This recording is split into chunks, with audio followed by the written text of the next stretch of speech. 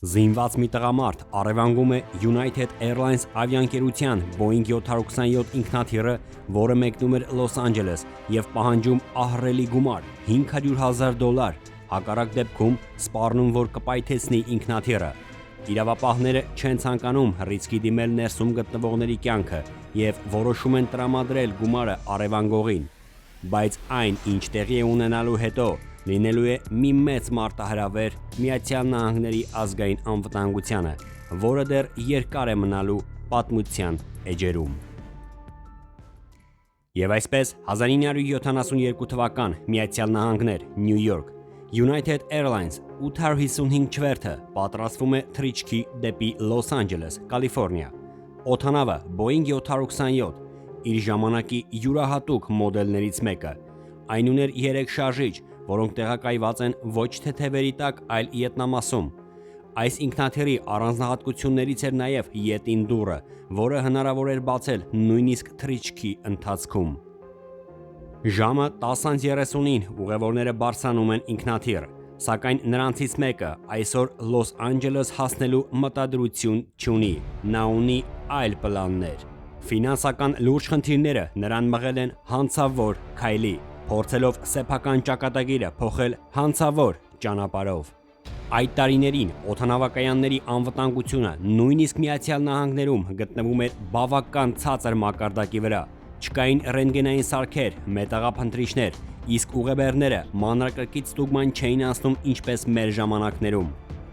Գրեթե ցանկացած մարդ կարող էր իր հետ ինքնաթիռ տանել արգելված իրեր, ընդհուպ մինչև զենքեր, ինչն էլ հենց ավելի ուշ տեղի է ունենալու։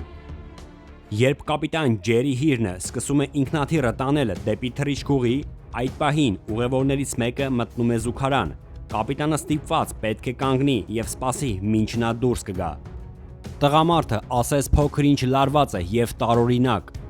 Այս ամենը նկատեց բորտուղեկցորդուհին, և երբ նա դուրս եկավ զուգարանից, նա որոշեց ստուգել, թե ինչ էր անում նա այնտեղ։ Բայց ամեն ինչ իր տեղում էր, չէր օգտագործվել նույնիսկ ջուր։ Այս ամենը արդեն կասկածի տեղիք տվեց։ Նա շատ տարօրինակ էր պահում իրեն, նա նստած չէր իր տեղում, անհանգիստ էր։ Մինչ թռիչքը մենք սովորաբար խորհուրդ ենք տալիս չգնալ զուգարան, բայց նա անտեսեց դա։ Ես այս ամենի մասին հայտնեցի օդաչուներին, բայց միևնույն ժամանակ մենք չունեինք որևէ լուրջ պատճառ դադարեցնելու թռիչքը։ Թերևս անհայտ և տարօրինակ տղամարդը գնել է Ավիատոմս 1 ուղղությամբ, ներկայացել այլ անունով և վճարել կանխիկ։ Նույն կերպ էր արել նաև սրանից 5 ամիս առաջ ամբողջ աշխարհին հայտնի D.B. Կուպերը, ով ֆանտաստիկ կերպով ցատկեց ինքնաթիռից տանելով իր հետ $200,000, որի առեղծվածը մինչ օրս այդպես էլ մնում է չբացահայտված։ Երբ բոլորը զբաղեցնում են իրենց տեղերը, կապիտան Ջերի Հիրնը պատրաստվում է թռիչքի։ Ժամը 11-ին Boeing 727-ը օդ է բարձրանում։ Ամեն ինչ սովորականի պես է։ Իսկ տարօրինակ մարդը թվում է հանգիստ նստած է, բայց դա միայն թվում է։ Բորտուղեկցորդուհին չէր սխալվել, երբ նկատել է նրա տարօրինակ վարքագիծը։ 20 րոպե անց խաղաղ թռիչքը վերածվում է պայթյունավտանգ իրավիճակի։ Այդ տարօրինակ տղամարդը գրպանից հանում է նռնակ և պատրաստվում չար գործի։ Իր կողքին նստած ուղևորը նկատում է այդ ամենը և անմիջապես գնում տեղեկացնելու անձնակազմին։ Բորտուղեկցորդուհին նրան խնդրում է հանգիստ նստել և չբարձրաձայնել, որպեսզի խուճապ չառաջանա։ Մինչ բորտուղեկցորդուհին գնում է հայտնի կապիտան Ջերիին վտանգի մասին, առևանգողը մեկ այլ ուղևորի միջոցով նամակ է փոխանցում օդաչուներին, որի մեջ գրված է հետևյալը. «Ինձ պետք է $500,000 կանխիկ գումար, 4 պարաշուտ և 6-ժամյա թռիչքի համար վառելիք, հակառակ դեպքում ես կպայթեցնեմ օդանավը»։ Բացի սա, նա հրահանգ է տալիս օդաչուներին մեկնել Սան Ֆրանցիսկո, Լոս Անջելեսի փոխարեն, որտեղից պլանավորում է ստանալ իր պահանջները։ Համոզվելու համար, որ նրա նռնակն իրական է, նա ցույց է տալիս բորտուղեկցորդուհուն։ Բացի նռնակը, նա իր մոտ ունի նաև ատրճանակ։ Առևանգողը շփվում է անձնակազմի հետ բացառապես նամակներով, առանց որևէ բառ փոխանակելու։ Այս ընթացքում կապիտան Ջերի Հիրնը կապ է հաստատում և հայտնում գետնին տեղի ունեցողը։ Գործին անմիջապես միանում է ԱՄՆ-ի ազգային անվտանգությունը։ եւ նրանք որոշում են ռիսկի չդիմել ներսում գտնվողների կյանքը եւ պատրաստվում են կատարել առայժմ անհայտ առևանգողի պահանջները։ Իրավապահները սկսում են կասկածել, որ նա հենց DB Cooper-ն է, ով արդեն 5 ամիս է հետախուզման մեջ է։ Հանցանքի հերթականությունը բոլորովին համընկնում են։ Մնացած ուղևորները դեռ գաղափար չունեն, թե ինչ է կատարվում։ Մի քանի ժամ անց ինքնաթիռը մոտենում է Սան Ֆրանցիսկոյի օդանավակայանին։ Առևանգողը զգուշացնում է նաև, որ ինքնաթիռին 500 մետր շարավիղով չլինի որևէ տրանսպորտային միջոց եւ ոստիկան։ Բայց ազգային անվտանգությունը ծրագրել էր գործողություն ցանկացած հարմար պահին միջամտելու համար։ Օդանավից մի քանի 100 մետր հեռավորությամբ տեղակայվել էին հատուկ ջոկատայինների դիպուկահարները, սակայն նրանց առջև կար 3 լուրջ խնդիր։ Առաջինը, նրանք հստակ չգիտեն, թե կոնկրետ ով է առևանգողը։ Երկրորդ, եթե նույնիսկ իմանան, ապա կրակելու դեպքում փամփուշտը կարող է դիպչել ուղևորներին։ Եվ երրորդ, այդ պահին առևանգողը կարող է խուճապից պայթեցնել օդանավը։ Ազգային անվտանգությունը նման մեծ ռիսկի բնականաբար չի դիմում եւ պատրաստվում է գումարը փոխանցել։ Հատ առ հատ բոլոր $500,000 սերիական համարները գրանցված են հետագա շրջանառությունը կանխելու եւ հայտնաբերելու հանցագործին։ Բացի դա, ի տարբերություն DB Cooper-ի դեպքին, այս անգամ իրավապահները բոլոր 4 պարաշուտների մեջ տեղադրում են GPS համակարգ հետևելու առևանգողին։ Միայն հիմա ուղևորները սկսեցին հասկանալ, թե ինչ է իրականում կատարվում։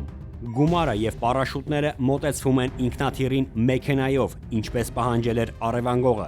եւ ուղևորներից մի քանիսը սկսում են դրանք բարձրացնել օդանավ։ Ամենը ստանալուց հետո առևանգողը նամակի միջոցով նոր հրահանգ է տալիս անձնակազմին։ Նա բոլոր ուղևորներին ազատ է արձակում, իսկ անձնակազմին պահում պատանդ շարունակելու իր հանցավոր ծրագիրը։ Մինչ ուղևորները իջնում էին, դիպուկահարները ուշադիր հետևում էին եւ սպասում, որ միգուցե առևանգողը երևա տեսադաշտում, բայց նա այդպես էլ դուրս չեկավ։ 3 ժամ վառելիք լիցքավորելուց հետո Boeing 727-ը կրկին օդ է բարձրանում։ Իրավապահները գաղափար չունեն, թե որ ուղղությամբ է թռչելու օդանավը։ 6 ժամ թռիչքի համար վառելիքով օդանավը կարող է մեկնել ցանկացած վայր Միացյալ Նահանգների տարածքում, նույնիսկ կարող է թռչել Մեքսիկա կամ Կանադա։ Առևանգողը շատ ավելի խելացի է, քան նրանք կարծում էին։ Նա շատ լավ պլանավորել է իր յուրաքանչյուր քայլը, ինչպես DB Cooper-ը։ Առևանգողը զգուշացրեց նաև, որ եթե նա տեսնի որևէ ինքնաթիռ կամ ուղղաթիռ նրան հետևելուց, սպառնաց, որ իր ցատկից հետո կպայթեցնի ինքնաթիռը։ Բայց ազգային անվտանգությունը զինվորական ինքնաթիռով փորձում է հետևել նրան։ Եթե նա DB Cooper-ն է, ապա այս անգամ իրավապահները չեն պատրաստվում նրան բաց թողնել։ Իսկ առևանգողը շատ լավ հասկանալով, որ իրեն ամեն կերպ փորձելու են հետևել, նա անընդհատ հրամայում էր օդաչուներին փոխել ուղղությունը։ Իսկ կապիտան Ջերի Հիրնը ամեն անգամ իրավապահներին հայտնում է իր նոր ուղղությունը։ Իրավապահների համար ծայրահեղ անհրաժեշտ է իմանալ նրա ցատկի ճշգրիտ պահը, եւ այստեղ առևանգողը հասկանալով այդ ամենը միտումնավոր պարաշուտներից երկուսը նետում է շփոթեցնելու իրավապահներին եւ շահում թանկարժեք ժամանակը։ Նա գումարը $500,000 ամրացնում է իր վրա, որի քաշը կազմում է մոտ 18 կիլոգրամ, նետում է մնացած մեկ պարաշուտը իրավապահներին ել ավելի շփոթեցնելու համար եւ ցատկում Յուտա նահանգի մութ երկնքում։ Ազգային անվտանգությունը անմիջապես սկսում է լայնամասշտաբ որոնումներ։ Նրանք գրեթե վստահ են, որ դա հենց DB Cooper-ն է եւ կիրառում են գրեթե իրենց ողջ ռեսուրսը, որ այս անգամ բռնեն նրան։ Մի քանի ժամ անց օդանավը բարեհաջող վայրեջք է կատարում։ Անձնակազմից ոչ ոք չի տուժել։ Անցնում են ժամեր, բայց առևանգողից որևէ հետք այդպես էլ չի հայտնաբերվում։ Քիչ անց ազգային անվտանգությունը ստանում է մի շատ կարևոր զանգ ճանապարհային պարեկներից մեկից։ Նա ասում է, որ ունի Ռիչարդ Մաքքոյ անունով մի ծանոթ, ով հնարավոր է կապ ունի այս ամենի հետ, քանի որ նա վերջերս խոսում էր օդանավի առևանգման մասին։ Սա լինում է բեկումնային պահ իրավապահների համար։ Նրանք շատ արագ պարզում են, որ Ռիչարդ Մաքքոյը 29 տարեկան զինվորական օդաչու է եւ Վիետնամի պատերազմի վետերան, եւ շարունակում է ծառայել մինչ այժմ։ Նա ստացել է մի քանի բարձրաստիճան շքանշաններ լավ ծառայության համար։ Իրավապահները նրան հարցաքննության են կանչում, բայց չնայած որոշ կասկածներին, նրանք դեռ չունեն որևէ իրեղեն ապացույց նրան ուղիղ մեղադրանք առաջադրելու։ Օդանավի միջից բոլոր այն իրերը, որին նա ձեռք է տվել, ուղարկվել է փորձաքննության, իսկ նրա գրած նամակը ուղարկվել է ձեռագրաբանական փորձաքննության։ Հիմա պետք է սպասել պատասխանի։ Մի քանի օր անց ի ուրախություն իրավապահների, մատնահետքի եւ ձեռագրաբանական փորձաքննության արդյունքում պարզվեց, որ այդ օրը նա իրոք եղել է օդանավում, մինչդեռ նա հերքում էր այդ ամենը։ Պարզվեց նաև, որ այս պահի դրությամբ Ռիչարդ Մաքքոյը մասնակցում է նաև որոնողական գործողություններին արևանգողին հայտնաբերելու։ Ստացվում է, որ ինքն իրեն է փնտրում։ Մի քանի օր անց Յուտա նահանգի ազգային անվտանգությունը գալիս է նրա տուն։ Հետաքննիչները արդեն ունեն բավական ապացույցներ ձերբակալելու Մաքքոյին։ Նա ձերբակալվում է իր իսկ բնակարանում, առանց որևէ դիմադրության։ Իրավապահները սկսում են խուզարկություն բնակարանում։ Արդյունքում հայտնաբերվում է ատրճանակ, նռնակ, Դիբի Կուպերի գործի մասին ամսագիր եւ ամենակարևորը՝ գումարը։ $500,000 հայտնաբերվեց $499,970, պակաս էր ընդամենը $30։ Դոլարների վրայի սերիական համարները համընկան այդ օրը արևանգողին փոխանցած գումարի հետ։ Այս բոլոր ապացույցներն ու փաստերը լինում են ավելի քան բավական Մաքքոյին դատապարտելու երկար տարիների ազատազրկման։ Սակայն իրավապահները փորձում են պարզել ևս մի շատ կարևոր փաստ. արդյոք նա Դիբի Կուպերն է, թե ոչ։ Երբ իրավապահները հարցնում են Մաքքոյին, արդյոք դու Դիբի Կուպերն ես, Մաքքոյը այդ հարցին պարզապես չի պատասխանում։ Բայց ավելի ուշ իրավապահները մատնահետքի եւ որոշ փորձաքննության արդյունքում պարզեցին, որ Մաքքոյը չունի որևէ կապ Դիբի Կուպերի հետ։ Դիբի Կուպերը ԱՄՆ-ի պատմության մեջ միակ մարդն է, ով հաջողությամբ առևանգեց օդանավը, պահանջելով $200,000 եւ անհետացավ։ Մինչ օրս նրա գործը մնում է առեղծված։ Իսկ ահա 29-ամյա Մաքքոյը դատապարտվում է 45 տարվա ազատազրկման։ Սա նշանակում է, որ միգուցե իր կյանքի մնացած մասը նա անցկացնելու է Փենսիլվանիա նահանգի խիստ անվտանգություն ունեցող բանտերից մեկում։ Բայց այս ամենը դեռ կեսն է, եւ Մաքքոյը չի պատրաստվում այդպես հեշտությամբ հանձնվել։ Նա ունի հետագա այլ ծրագրեր։ Բանտում նա իրեն շատ հանգիստ էր պահում եւ նրան տրամադրել էին աշխատանք։ Սկզբում Մաքքոյը բողոքարկեց իր դատավճիռը, կարծելով, որ 45 տարվա ազատազրկումը իր կատարած հանցագործության դիմաց շատ մեծ է։ Բայց նա ստացավ մերժում։ Վերաքննիչ դատարանը մերժեց նրա բողոքարկումը, եւ այստեղ Մաքքոյը մտածեց, որ փախուստը դա միակ տարբերակն է հայտնվելու ազատության մեջ։ 11 ամիս բանտարկությունից հետո Մաքքոյը որոշում է դիմել փախուստի, բայց դրա համար նրան օգնություն էր պետք։ Սկզբում նա գիպսանման զանգվածից պատրաստում է ատրճանակ սպառնալու համար եւ 3 այլ բանտարկյալների հետ պատրաստվում է փախուստի։ Երբ աղբատար մեքենան գալիս է հերթական աղբը թափելու, նրանք անցնում են գործի։ Նրանք ճաղերի վրայով բարձրանում են, վարորդին դուրս հանում մեքենայից, նստում ղեկին եւ դիմում փախուստի։ Նման բանի ոչ ոք չէր սպասում։ Գրեթե ամբողջ նահանգի ոստիկանությունը միանում է գործին, լավ գիտակցելով, թե ինչի են նրանք ընդունակ։ Կարճ ժամանակ անց բանտարկյալները փոխում են իրենց տրանսպորտային միջոցը, գողանալով այլ մեքենա եւ հեռանում։ Ոստիկանները կորցնում են նրանց հետքը։ Ազատության մեջ մնալու համար առաջին հերթին նրանց անհրաժեշտ է գումար, եւ դա նրանք անում են իրենց բնորոշ ոճով, հանցանքի միջոցով։ Եվ հաջորդ օրը նրանք թալանում են մի բանկ, որից հետո գնում են մի լքված վայր թաքցնելու գողացված մեքենան։ Նրանք արդեն գիտեն, որ մեքենան հետախուզման մեջ է, եւ հենց այդ պահին ոստիկանական ուղղաթիռի օդաչուն նկատում է տարօրինակ բան։ 4 տղամարդ փորձում են թաքցնել ինչ-որ մեքենա։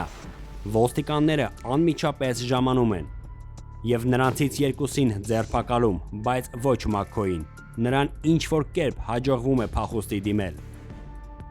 Հաշվի առնելով, թե նրանք ինչի են ընդունակ, ԱՄՆ-ի ազգային անվտանգությունը գործին ներառում է իր լավագույն գործակալներին, բայց նույնիսկ այս դեպքում լինում է անարդյունք։ McCoy-ին հաջողվում է թաքնվել իրավապահներից։ Մեկ ամիս անց նա ևս մի բանկ է թալանում, այս անգամ հափշտակելով ավելի քան $75,000։ McCoy-ը, բացի այն, որ զինվորական օդաչու է, նաև ունի հետախուզական հմտություններ։ Ինչպես D.B. Cooper-ը, այնպես էլ McCoy-ը հատուկ էին ընտրել Boeing 727 տեսակի ինքնաթիռ, քանի որ այս մոդելի շարժիչները, ի տարբերություն շատերի, գտնվում են ոչ թե թևերի տակ, այլ ետնամասում, ինչը ցատկի ժամանակ նրանց չի այրի։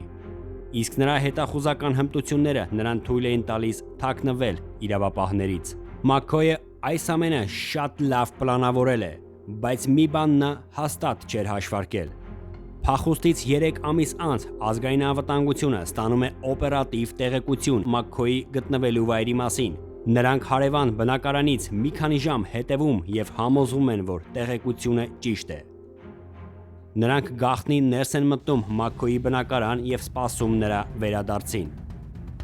Երբ McCoy-ը տուն է վերադառնում, նրան սպասվում է անակնկալ։ Ազգային անվտանգության աշխատակիցները նրան հրամայում են հանձնվել, բայց McCoy-ը չի ենթարկվում նրանց և սկսվում է հրաձգություն հենց բնակարանում, ինչի արդյունքում McCoy-ը սպանվում է։ Չնայած նրան, որ իրավապահ համակարգը պաշտոնապես հայտարարեց, որ McCoy-ը դա D.B. Cooper-ը չէ, այնուամենայնիվ որոշ հետաքննիչներ, լրագրողներ և այլոք, նաև հաշվի առնելով այն փաստը, որ McCoy-ը այդ հարցին պարզապես չպատասխանեց, կարծում են հակառակը, նշելով, որ McCoy-ի արտաքին նմանությունը և հանցանքի գործելաոճը չափազանց մեծ է պատահականության համար։ Ի շնորհիվ ԱՄՆ-ի ազգային անվտանգության մեծ ջանքերի, պրոֆեսիոնալ և հմուտ աշխատանքի շնորհիվ ավարտվեց ևս մեկ խոշոր հանցագործություն, որը ամիսների ընթացքում լարվածություն էր ստեղծել և մտահոգում էր շատերին։ Այս դեպքը դարձավ դասական օրինակ, ինչպես իրավապահ մարմինների ճշտապահությունը, համարձակությունը և համակարգված գործողությունները, որոնք կարող են կանխել մարդկային կյանքերի վտանգը։ Բարեկամներ, շնորհակալություն ուշադրության համար, կհանդիպենք ցտեսություն։